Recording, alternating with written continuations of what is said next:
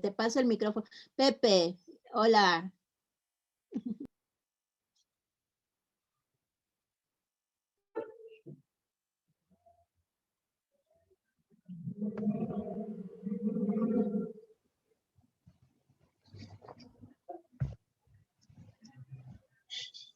Buenos días a todos y a todas. Me toca presentar al profesor Pepe Denis, investigador de la Unidad Académica en Estudios del Desarrollo de la Universidad Autónoma de Zacatecas. Sus líneas de investigación principales son sobre el capital global y estudios geoestratégicos y economía mundial y políticas de desarrollo en Europa y en América Latina. Sin más comentarios, adelante, profesor Denis. A ver, aquí. Perdón que ahí va. Que logre, bueno, buenos días, buenas tardes. Muchas gracias por la presentación, Rodolfo. Un saludo a Alicia y a todos los colegas aquí presentes. Directamente entro en el tema. Sé que tengo menos de 50 minutos e intentaré no cubrir la totalidad del tiempo. Les pido autorización a que me dejen una parte de la exposición que está en elaboración, leerla y otra parte improvisarla, digamos, sobre algunas anotaciones. Lo primero, si yo tuviera que titular esta exposición, la titularía diciendo Economía política de la pandemia. Si se acepta que el término economía política se refiere comúnmente a estudios interdisciplinarios que, si bien se apoya en la economía, también lo hace en la ciencia política, la sociología, la antropología, el derecho, la pandemia debería analizarse desde esa perspectiva, pues abarca más dimensiones de la realidad histórica y toda su complejidad interrelacionada y como nunca involucra lo que solemos denominar como globalización. El impacto del virus COVID-19 todavía no se puede calibrar en toda su extensión, en la medida que aún se está en el proceso sanitario del mismo. Sin embargo, su llegada y expansión no es la causa de la crisis que vivimos, sino por lo contrario, en buena medida la pandemia es consecuencia de la naturaleza y las políticas de desarrollo que se vienen aplicando. Su mérito ha sido poner en evidencia aún más y en poco tiempo, en toda su desnudez, las grandes debilidades del sistema capitalista mundial que ya estaba previamente manifestándose con toda claridad.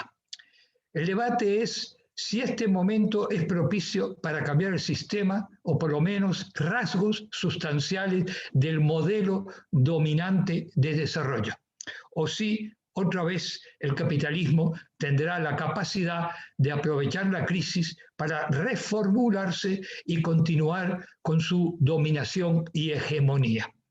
La oportunidad para pensarlo existe, pero ¿acaso la correlación de fuerzas lo hace viable? En el caso de América Latina y el Caribe, ¿las experiencias recientes posibilitarían otro desarrollo? ¿Hay una desglobalización o nuevas modalidades de globalización?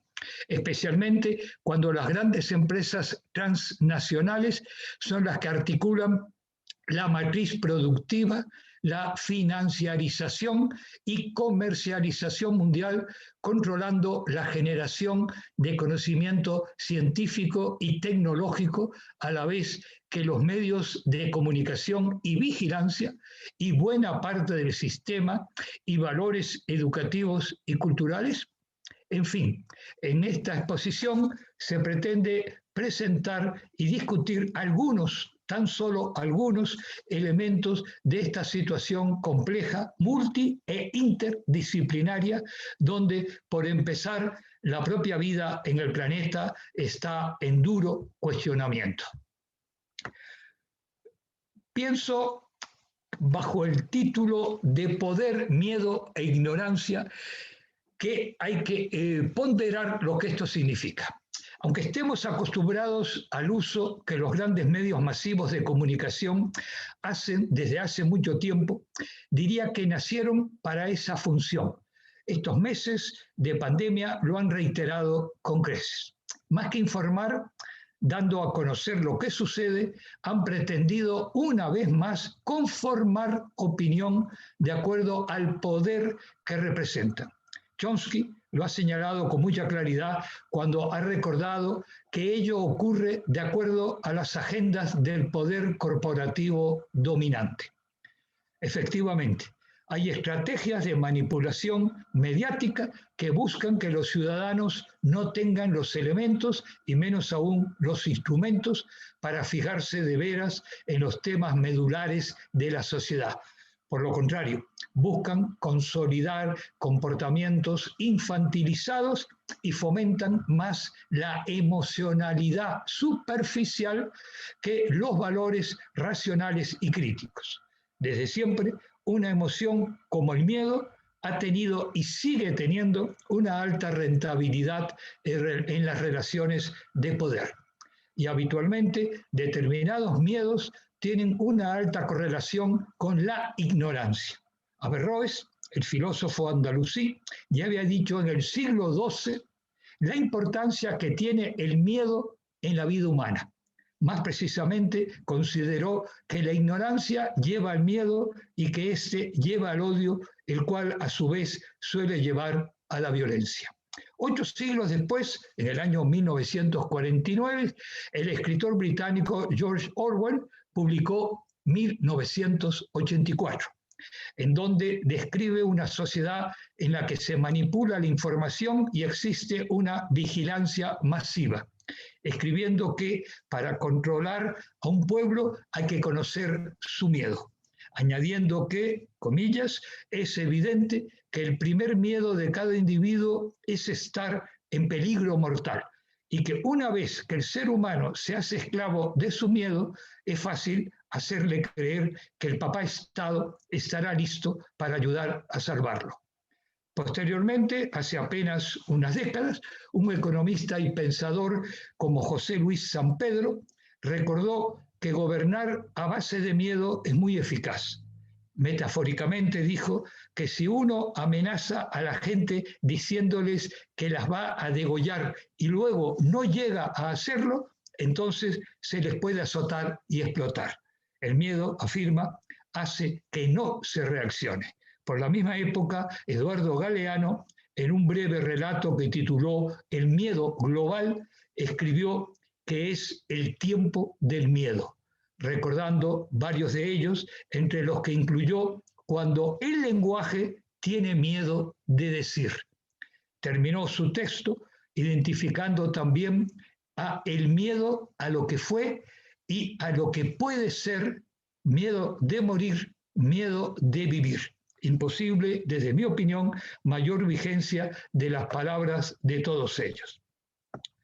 Desde hace más de un año, el miedo se extiende por el mundo. Es un miedo globalizado. Un virus contagia y mata por doquier, aunque los incrédulos, entre comillas, creen que a ellos no les afectará. En febrero del 2021, hace un mes, un grupo internacional de científicos enviados por la Organización Mundial de la Salud concluyó que el virus es de origen animal y que pasó de este al ser humano a través de una tercera especie, descartando, por lo tanto, que hubiera salido de un laboratorio, como que tampoco empezó en un mercado de Wuhan, en el centro de China, aunque sí circulara en esta ciudad antes de detectarse en ese mercado y convirtiera a Wuhan en el primer foco de la pandemia. En todo caso, los investigadores se muestran muy prudentes en su informe y en su lenguaje sobresalen expresiones tan moderadas como más probable o es extremadamente improbable o sería interesante examinar, por ejemplo. El virus, conocido como coronavirus SARS-CoV-2, causó la enfermedad denominada COVID-19, que la Organización Mundial de la Salud la reconoció como pandemia el 11 de marzo del 2020. Hoy es 17, prácticamente hace un año exacto. Desde el inicio de su aparición, provocó debates múltiples, tanto científicos como políticos e ideológicos, incluyendo la negación de la propia existencia de la enfermedad. Originalmente, ese mercado chino fue sospechoso porque allí se comercializaban animales de consumo tradicional y la existencia de un reservorio natural de animales como murciélagos. Las tensas relaciones geopolíticas entre Estados Unidos y China incrementaron aún más en las redes sociales todas las conjeturas posibles. China sigue defendiendo la posición de que el virus pudo originarse fuera de su territorio, planteando la posibilidad que la transmisión se produjera a través de envoltorios de productos congelados importados. Lo objetivo de hacerle caso a las estadísticas oficiales es que al día de hoy, marzo del 2021, alrededor de un año después de reconocida su existencia, es que a este virus directamente se le atribuyen 110 millones de personas infectadas y más de 2,5 millones de muertos en todo el mundo, con un enorme impacto en la población mundial en todos los órdenes de su existencia. No obstante esta considerable conmoción, desde décadas anteriores a 2020, varios científicos y figuras mediáticas, incluso desde la literatura y el cine, vienen advirtiendo sobre la posibilidad de la aparición de un virus con capacidad de generar consecuencias devastadoras en el planeta. Ese momento llegó. Aunque esta pandemia se supere, ya ha cambiado la vida tal como era hasta ahora. Más aún, se anuncia que entramos en un periodo histórico donde se tendrá que convivir con situaciones similares. Por eso tiene mucha relevancia la aseveración del director general de la Organización Mundial de la Salud, cuando en mayo de ese año, el de 2020, dijo que, textual, a medida que trabajamos para responder a esta pandemia, también debemos trabajar más duro para prepararnos para la próxima. Ahora es una oportunidad para sentar las bases de sistemas de salud fuertes en todo el mundo, algo que ha sido ignorado por mucho tiempo. Cierre de comillas, palabras del director general de la OMS, Tedros. Formalmente, nadie se opondrá a que existan sistemas de salud fuertes, pero no es ninguna casualidad que ello se haya, comillas, ignorado, dado que la salud es un ámbito económicamente muy rentable. Esto es muy notablemente visible cuando algunos hospitales gestionados como empresas tratan a los pacientes como mercancías. Pero, además, las diferencias que existen entre países y sectores sociales son muy notables, lo que incluye los servicios que prestan instituciones públicas y privadas. En los recientes años, las políticas neoliberales provocaron que las desigualdades crecieran, incluso en las sociedades supuestamente más desarrolladas, agudizando los contrastes entre los centros y las periferias mundiales, cuya evidencia hace difícil una solución a corto plazo, incluso en tiempos de grandes avances científicos y tecnológicos. Las transformaciones que ya son imprescindibles deben incluir, por lo tanto, una estrategia de desarrollo que contenga, entre otros aspectos, lo relacionado con el consumo alimentario, el medio ambiente y el comercio mundial. Esto es, con las desigualdades que el sistema dominante ha consolidado. El perfil del consumo de la alimentación es fundamental en la salud pública. una educación desde la infancia que no esté condicionada por los intereses y valores del mercado es la mejor inversión cara al futuro. No entro en detalles como lo que significan en países de menor desarrollo o subdesarrollados o economías en desarrollo o como se quiera denominar, que los mercados informales donde se expresan tradiciones y costumbres como, por ejemplo, comer carne y cerebro de perro sin cocinar, es un ámbito muy propicio para el contagio de cualquier tipo de enfermedad. No cabe duda de que lo estamos viviendo en estos días y semanas, que todo lo que ocurre con la investigación, fabricación, distribución de las vacunas son un reflejo de todo esto que estamos hablando.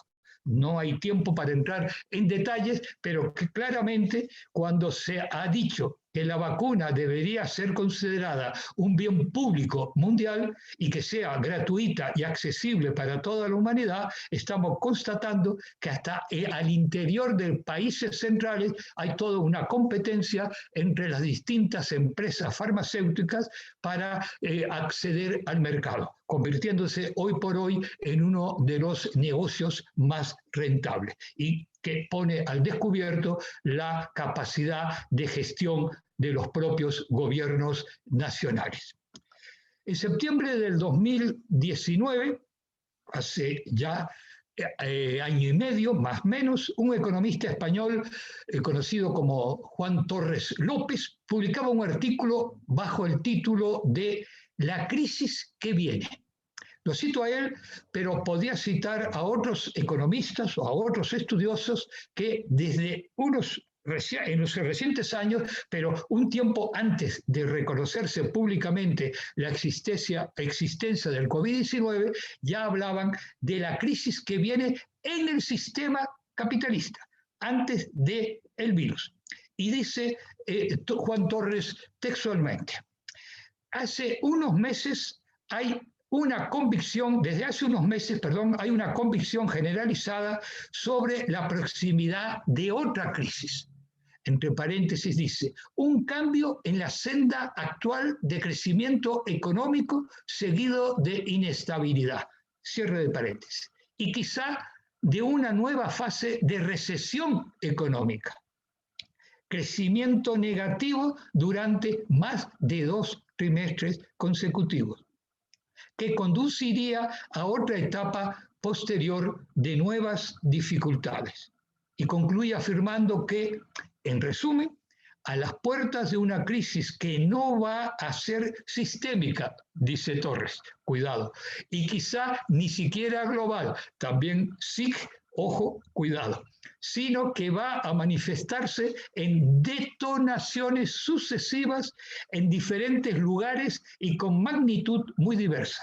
Será una crisis de oferta en el mercado de bienes y servicios que no responderá a las terapias convencionales. Recurrir a los envejecidos paradigmas de conocimiento dominantes para diagnosticarla y aplicarle las medidas políticas de siempre mitigará alguno de sus efectos, pero seguirá dejando abiertas de par en par las ventanas por donde se colarán las siguientes y más peligrosas crisis del siglo XXI. La financiera, la de la deuda, la ambiental y la social. Cierre de comillas. Yo añadiría, me permitiría añadir, y la sanitaria, o la de la salud. En opinión de Torres y de otros conocidos economistas, las causas más importantes de esa crisis, insisto, previo al estallido del COVID-19, que aquí solo lo voy a enumerar, no hay tiempo, omito argumentos, matices que el propio Torres me reclamaría con seguridad. Esas causas serían, 1, la inadecuada resolución de la crisis anterior, provocada por los bancos y los grandes fondos de inversión al corromper, textual, el sistema financiero de todo el planeta. 2, Las políticas, la segunda causa de la crisis económica. El segundo, las políticas de estímulo que hasta ahora han venido aplicando los gobiernos o los bancos centrales, según los casos, han sido insuficientes y ahora además están empezando a ser insostenibles. La tercera causa, dice, son los conflictos comerciales tipo China, Estados Unidos, Europa, Mercosur, entre otros, y el proteccionismo de Trump, que está produciendo efectos muy negativos, no solo sobre las importaciones y exportaciones entre las superpotencias, sino también sobre las de otros muchos países.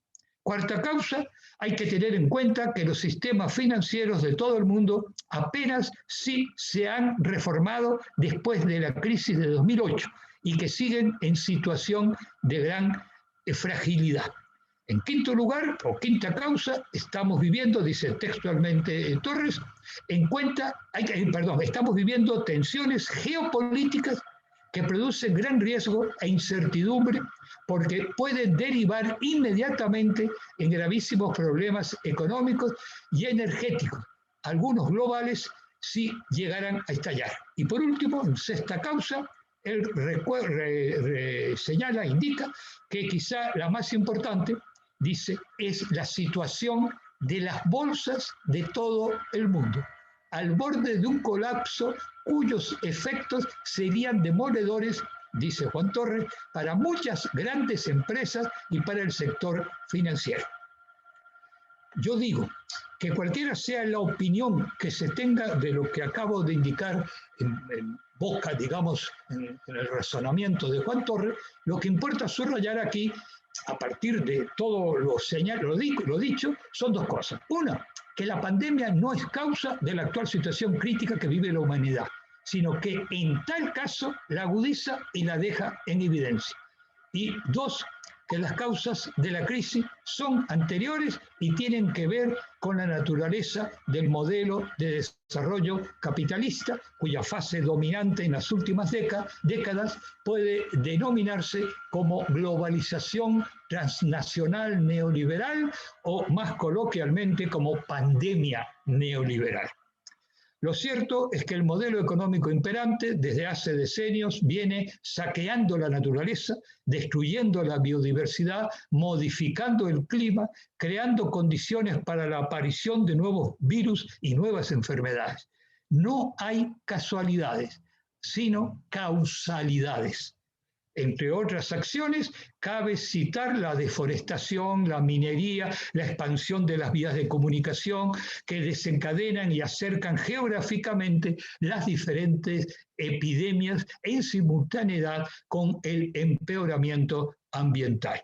El panorama que se presenta a corto plazo no deja de ser enormemente preocupante, pues si bien previamente la perspectiva que se cernía a la economía mundial era muy negativa y estaba cargada de incertidumbre, el coronavirus hizo frenar de golpe a la economía en todos los lados, incluyendo en los centros más dinámicos como China y otros países asiáticos, pero también en Estados Unidos, en Europa, centro histórico del capitalismo.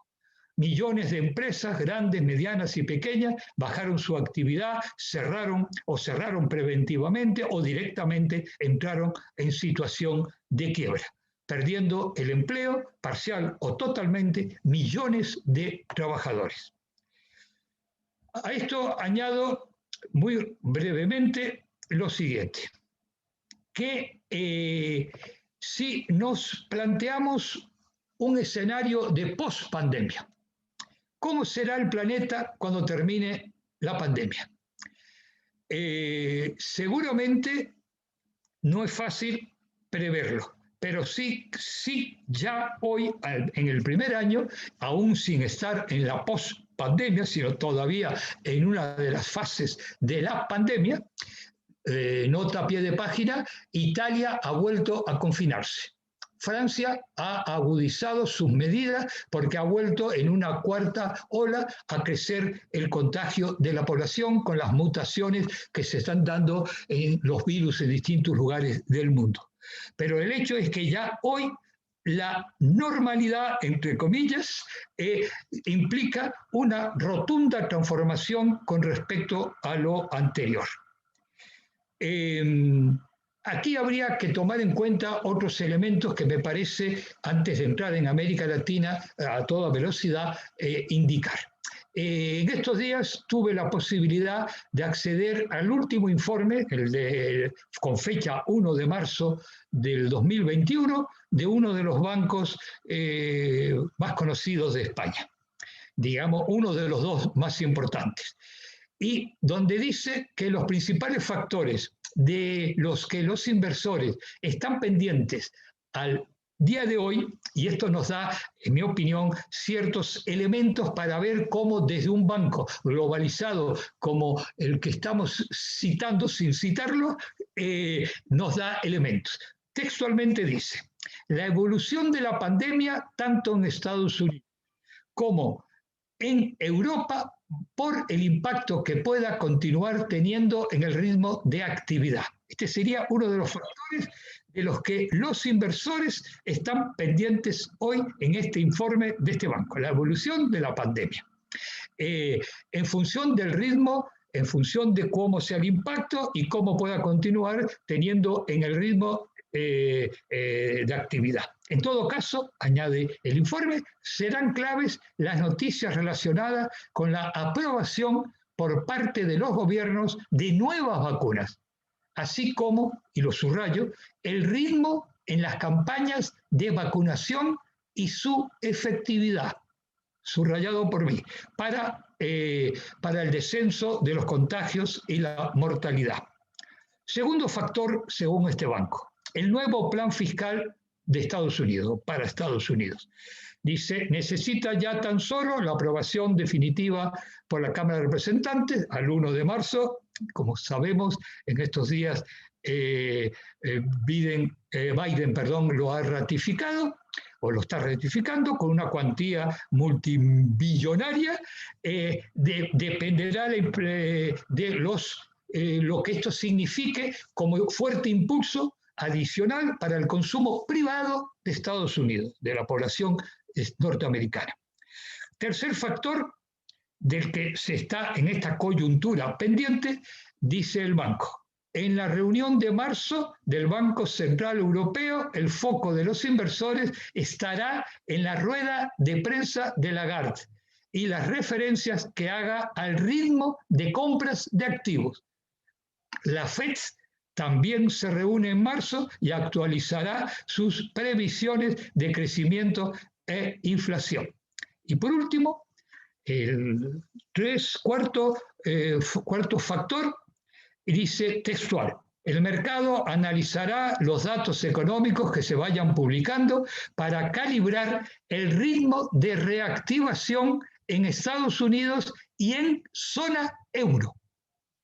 Subrayo, no en la Unión Europea, en la zona euro.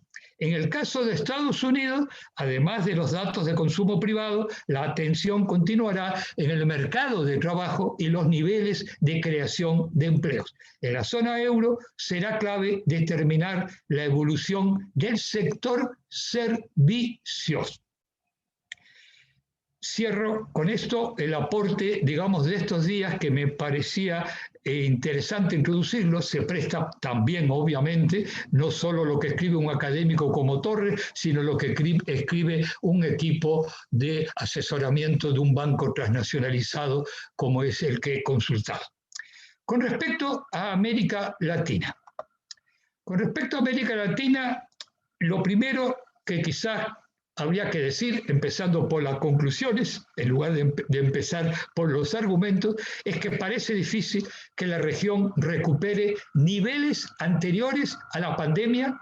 Esto es importante. Ya no digo que recupere tiempos pasados más exitosos, por lo menos a nivel macro o en algún que otro indicador social, como la pobreza, por ejemplo. ¿Qué puede decirse al respecto? Por ejemplo, el Fondo Monetario pronosticó ahora, hace menos de un mes, que el Producto Interior Bruto de América Latina rebotaría este año, en 2021, un 4,1%. tras sufrir una contracción durante el 2020 de más del 7%. Como bien sabemos, con diferencias entre los países, pero algunas de las economías más fuertes de América Latina han sido también algunas de las economías con mayores impactos negativos. Dice, una caída superior a la experimentada en los años 1914 y en 1930. Vean ustedes a dónde se remite el Fondo Monetario Internacional. Y dice, cuando en ese entonces la economía de la región latinoamericana, se redujo en torno al 5%. Y ahora el 7,4% si lo decimos en un redondo. O sea, 2 puntos más y un poco. Dice, las prolongadas medidas de confinamiento y las fuertes restricciones de la movilidad que algunos países han aplicado, la drástica disminución del turismo, la existencia de altas tasas de empleo informal, la baja penetración del trabajo en remoto, la debilidad de los sistemas sanitarios e incluso el negacionismo, dice, con el que han coqueteado los mandatarios, y cita de 2 países. Uno es México y otro es Brasil, son las principales razones para el fondo que explican que la región se haya contraído más que ninguna otra del planeta. También podemos discutir con el fondo sus apreciaciones, pero me parece importante citarla en primer lugar cuando hablamos de América Latina en esta coyuntura. No estoy haciendo análisis de estructura o de medio o largo plazo. El efecto más grave de esta fuerte contracción es el aumento de las tasas de pobreza. Se estima que en el año 2020, el año pasado, la pobreza aumentó hasta los 230 millones de personas en todo el subcontinente. Y que la pobreza extrema rondará los 100 millones. Los informes, en este caso de la CEPAL, dicen que son cifras que retroceden a los niveles de hace 14 años. Para luchar contra los efectos económicos de la pandemia, los bancos centrales de América Latina han disminuido o han reducido los tipos de interés de forma notable e incluso se han aventurado en territorios no convencionales a través de programas de estímulo monetario. Por su parte, los gobiernos se embarcaron en planes de estímulos fiscales al objeto de soportar, en la medida de lo posible, la actividad económica, aunque su cuantía, equivalente al 7% del Producto Interior Bruto, queda muy lejos del 20% que en media dedicaron las economías más avanzadas. De 7, América Latina, al 20 en las llamadas economías más avanzadas. Pero lo cierto es que, aunque el impacto económico del COVID ha sido muy fuerte, podría haber sido peor. Porque algunos de los shocks adversos a los que se enfrentó la región durante la pasada primavera mejoraron sustancialmente durante el segundo semestre. En primer lugar, la salida de capitales. Durante los primeros meses de la pandemia en Latinoamérica sufrió una sangría de capitales que puso a muchas economías contra las cuerdas al provocar una acusada depreciación de sus divisas. Pero afortunadamente, una vez que la situación se estabilizó y los mercados se calmaron, gobiernos y empresas no tuvieron grandes problemas para captar capitales. Yo diría a matizarlo de acuerdo a los países, que América Latina tiene una gran heterogeneidad estructural, no olvidarnos. Otro aspecto que mejoró sensiblemente fue la llegada de remesas. A pesar de que las estimaciones iniciales preveían que podían caer en torno al 20% por el aumento del desempleo en Estados Unidos, de donde procede alrededor del 80% de las remesas dirigidas a América Latina, pues bien, no solo no se cumplió ese mal augurio, que aumentaron sensiblemente. Cita el caso de México, que ha crecido casi un 12% hasta superar los 40.000 millones de dólares, que es una cifra récord. Es interesante y sobre todo si lo decimos desde México. Por último, También se esperaban que las exportaciones de la región se contrajesen en torno al 15% durante el 2020. Al final la caída no ha sido tan acusada gracias a la recuperación de los precios de algunas materias primas que han experimentado un importante recorrido alcista desde sus mínimos del mes de abril del año pasado por el tirón de la economía china. Baste como ejemplo que el petróleo en los 2 primeros meses del 2001 se ha revalorizado un 25%, pero esto ahora, en estos 2 primeros meses de este año. El cobre un 18%, la soja más del 6%. Dice, son 3 datos, dependiendo de los países que tengan petróleo y o cobre y o soja, pues les irá mejor o peor. Además, como la contracción de las importaciones ha sido mucho mayor por la compleja situación económica que están afrontando, el resultado ha sido un aumento del superávit comercial hasta niveles en torno, va como media, al 2% del Producto Interior Bruto. Pero insisto, hablar de América Latina como una abstracción, hay momentos en que las generalizaciones son verdaderos alejamientos de la realidad concreta.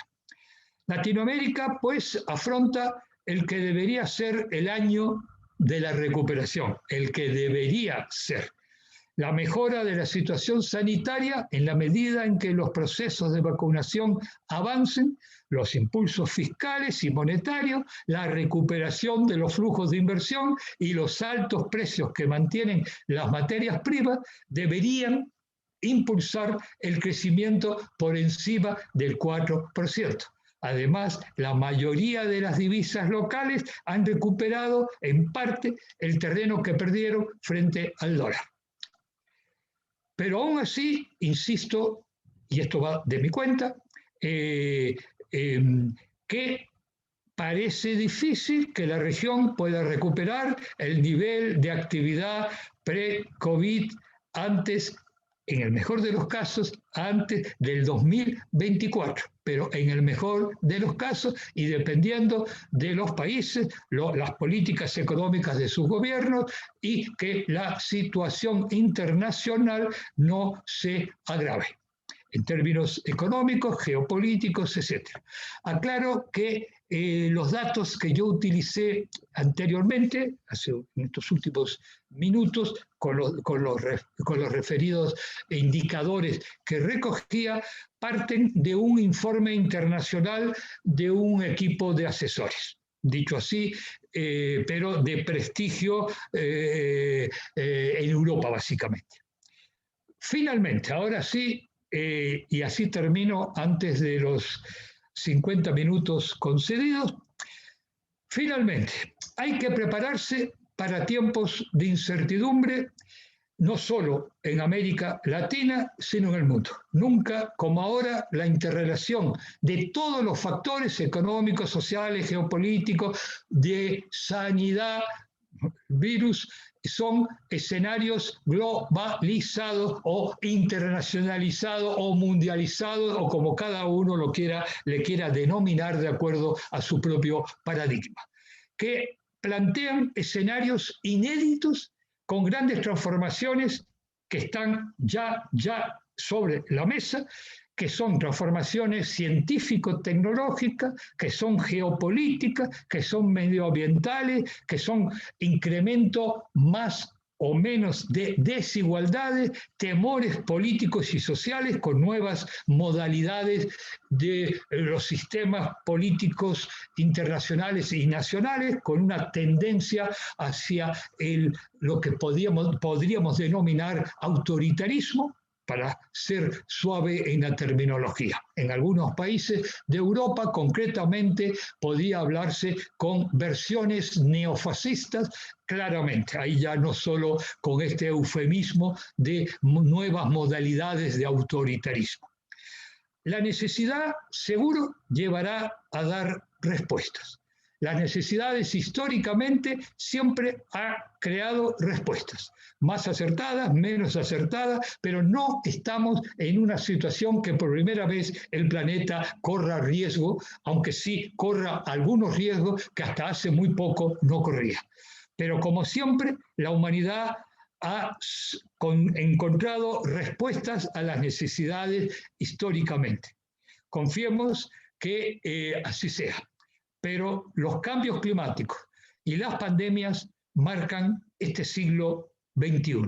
En todo caso, y termino, yo diría que ni optimismo ni pesimismo paralizantes, porque tanto uno como otro paraliza no solamente la acción, sino ya empecemos por el pensamiento. Y aquí dejo el final con unos 5 minutos antes de la hora señalada. No sé si le dejo la palabra al moderador, al doctor García Zamora. Sí, o le entrego, digamos, mi palabra, a efectos organizativos. Bueno, de manera increíble escuchamos la estupenda ponencia del profesor Denis en menos de los 50 minutos estimados. Tenemos a favor 5 minutos. Creo que podemos aprovechar para 2 preguntas y una respuesta única para ambas. Adelante, quien desea plantearlas, por favor, hacerlo.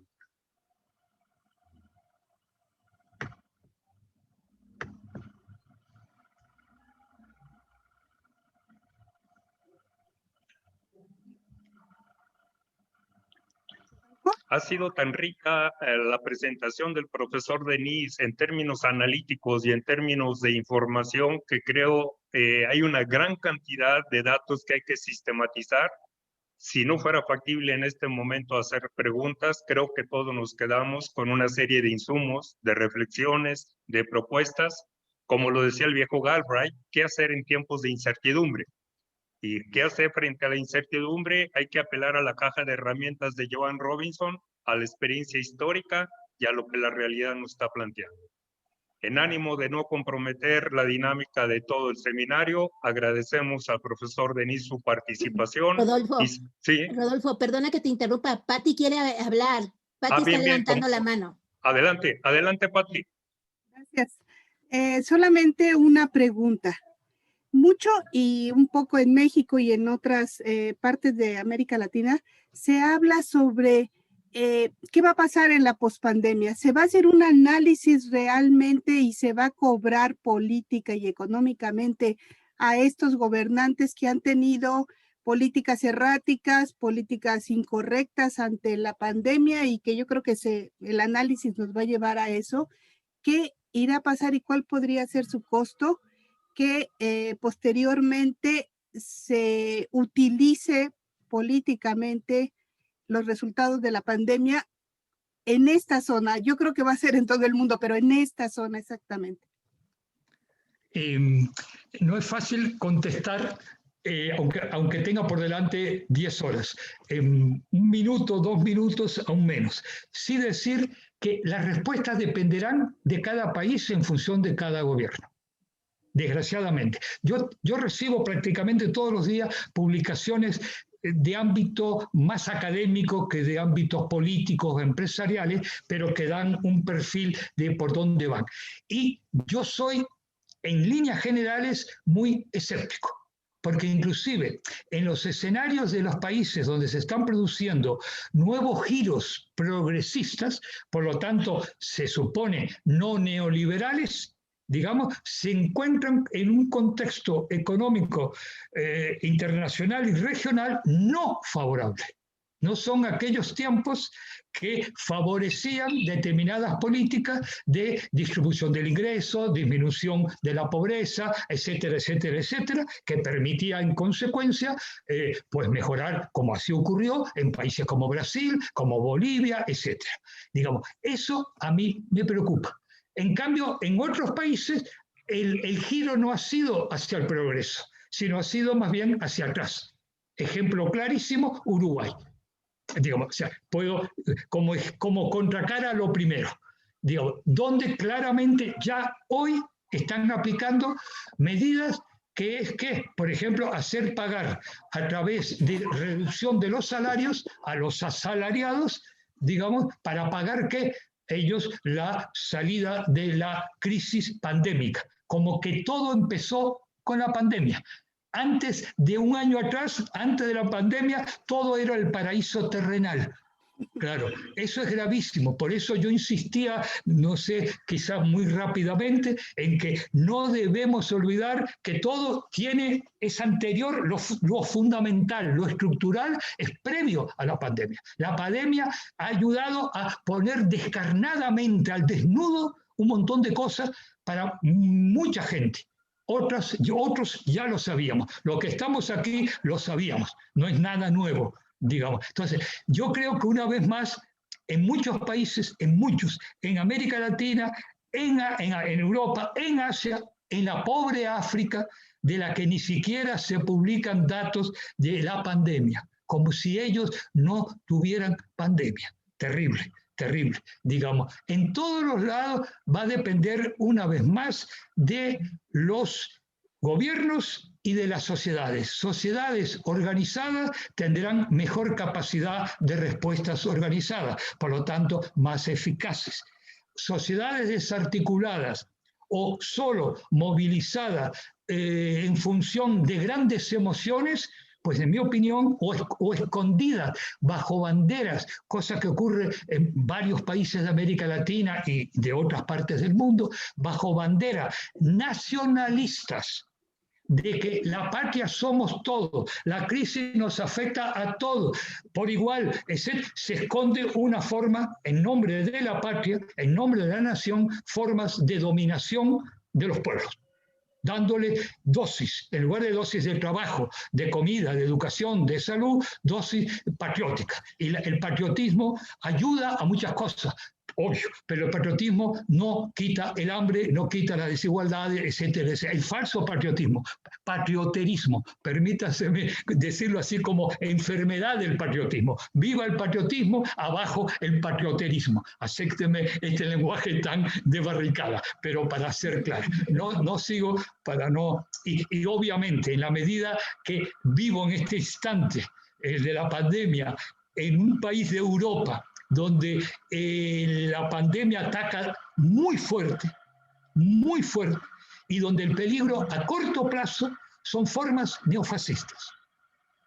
Ojo, eso que uno diga en América Latina, pues sí, no cabe ninguna duda que el gobierno brasileño, por ejemplo, no es un ejemplo de democracia burguesa, de democracia tradicional, de democracia liberal. No estoy diciendo de ninguna alternativa a la democracia realmente existente. Digamos, en Europa el riesgo a cortísimo plazo es otro. Es fascismo, neofascismo, o el nombre que le querramos poner, pero para no entrar ahora, no es el lugar y el momento, de matices, digámoslo coloquialmente, vulgarmente, fascismo, neofascismo, etc. Inquietante. No sigo hablando porque si no de nada vale que haya terminado. ¿Veo la mano de Alicia? Sí, Pepe, lo que pasa es que hay dos preguntas. A ver, voy a leerlas y si quieres... brevemente se contestan. Una es de Margarita Mocheni, dice, saludos desde Argentina, sí. Pepe. Uy, excelente intelectual y profesor. ¿Quién? Margarita Mocheni, que te saluda desde Argentina. Después, Fernando Robledo, ¿cuál es su perspectiva? Un saludo, Margarita. Dice, ¿cuál es su perspectiva de la nueva irrupción de las TICs y pospandemia? Otra persona. Roberto Soto, doctor Denis, de ese estímulo fiscal que menciona, ¿cuánto se debe a la contratación de deuda, tanto en América Latina como países desarrollados? Y vuelve a escribir Margarita Mocheni, Pepe Denis, los y las estudiantes de la Rábida, cohort de 2006, maestría en desarrollo económico para América Latina, lo felicitamos por su exposición y lo recordamos siempre con mucho respeto y afecto. Así es que, Pepe, has llegado a toda América Latina. Qué mejor plática nos has dado. Entonces, te dejo el micrófono. Todavía tienes unos 4 minutos para después pasar a la conferencia de... Aquí ya veo a Pedro Páez. Entonces, tienes 4 o 5 minutos. No, seré muy breve. Empiezo por la parte afectiva. Muchas gracias a los ravidenses, digamos, muchísimas gracias, un gustazo. No tenía ni idea que pudiera estar alguien, intuyo que por YouTube, siguiendo el seminario. Gracias y todo mi cariño y recuerdo. En cuanto a lo otro, pues yo diría, uno, habría que revisar toda esa carga ideológica que hay cuando se habla de déficits fiscales. Yo diría que déficits fiscales más o menos controlables son bienvenidos cuando responden a unos gastos públicos adecuados. Por ejemplo, en este momento el gobierno de España tiene un déficit fiscal que supera el 100%. Cuando estaba por el 60 y pico, 70, estaba más o menos aceptable, claro, ahora superó. Pero ¿qué ocurre? ¿Quién lo respalda inclusive? El propio Banco Central Europeo. A no olvidarnos que la señora Lagarde viene del Fondo Monetario. No estamos hablando de una persona que cayó del cielo casualmente y que es una gran defensora de políticas públicas, bla, bla, bla, bla. Y que antes fue ministra de Economía con Sarkozy, el que en este momento la justicia ha condenado por delinquir cuando era gobernante. Es decir, estamos hablando, por lo tanto, de una figura global, la señora Lagarde. ¿Por qué? Porque si la gente no consume, ¿de qué sistema capitalista hablamos? Si no es el Estado en este momento, ¿qué empresarios, sacándolos de los grandes, los Google, los Facebook, los Amazon, etcétera, etcétera, que les va bien, que les va muy bien, gracias precisamente a la pandemia, digamos, y otros, el resto dependen de las políticas públicas. Y en el caso de la Unión Europea, el primer demandante son los Estados. Por más que gobierne en un caso una gobernante como Angela Merkel, que no es precisamente una revolucionaria, pero es una eficiente gobernante en función de sus ideas. No la podemos, y ahí no podemos tampoco decir que hay la corrupción que conocemos en otros lugares del mundo, para ser políticamente correcto. Digo, o sea que el déficit no va por ahí, ni va por el lado del armamentismo. Por ejemplo, algunos países de América Latina se endeudaron para armarse ante el enemigo del país de al lado, por favor, lo que significó que era un negocio para otros, etcétera, etcétera. El propio gobierno de Macron en Francia, obviamente, digamos, estamos hablando de gobernantes desde más tradicionales, el de Alemania más reciente, y no estoy citando naturalmente ni el de Hungría ni el de Polonia, que son gobiernos muy de extrema derecha, como se les llama en el lenguaje políticamente también correcto. En todos los casos, yo reivindico los déficits fiscales si son en función de políticas de gasto público que fomenten no solo la economía, que sí, obviamente, en el caso de España, si no hubiera sido por unas políticas de subsidio al desempleo, empresarios pequeños y medianos, no los grandes, que cerraron sus negocios porque no podían mantenerse con todo cerrado y sin gran consumo de la población. Si el Estado no hubiera cubierto el 70% de los salarios, que no los pagó el empresario, los pagó el Estado, esto es, los pagamos todos, porque el Estado somos todos, con nuestros impuestos, con todo. ¿Ya? Y ahí fue aplaudido por el empresariado, y no solo el pequeño y mediano, el grande, porque obviamente eso permitió que cuando empezó a haber cierta apertura, el consumo no cayó tan radicalmente como hubiera podido caer, etcétera, etcétera. Entonces, yo diría que tenemos que revisar toda la cuestión de políticas fiscales, como también a quién cobrarle más, a quién el fisco debe cobrarle más, pues obviamente a los que tienen más. Esto que antes era un lenguaje casi de extrema izquierda, ahora se discute entre los gobernantes. Ojo, esto no quiere decir, no caigamos en ingenuidades, que vaya a haber una distribución del ingreso, que se le vaya, por favor, no, eso todavía yo no lo veo, digamos, eso para nada, pero sí unos grados de ajustes fiscales, de modo que el que más tiene pague más y el que menos tiene pague menos, punto. Digamos, por ahí, digo, el tema da, y justo en un seminario donde las cuestiones fiscales son eje, ya, por eso Roberto Soto obviamente tomó nada más ni nada menos que algo irrelevante en este seminario. Con ironía, lo irrelevante, por favor. No me pasé de los 4 minutos, Alicia, ¿no? No, perfecto. Yo aquí tengo un teléfono con la hora de México, como podrás ver, que es el que me sirve a los efectos prácticos de referencia. Pues, Pepe, yo creo que todos hemos, pues te damos un aplauso virtual, ¿verdad? Y pues un gusto que estés aquí con nosotros, siempre es un gusto. Creo que no nos veíamos desde noviembre que hicimos la presentación de los libros. Hay que hacer encuentros más seguidos para vernos, ¿no? Y bueno, por lo menos somos privilegiados por tener acceso a una plataforma y de alguna manera tener estos encuentros, estas lluvias de ideas. Y bueno, ya está aquí. Pedro Páez. Lo estaba viendo, está Marcia, quien es la doctora Marcia Solorza, quien es quien va a moderar la siguiente mesa. Y perfecto. Está Pedro Páez, no lo veo.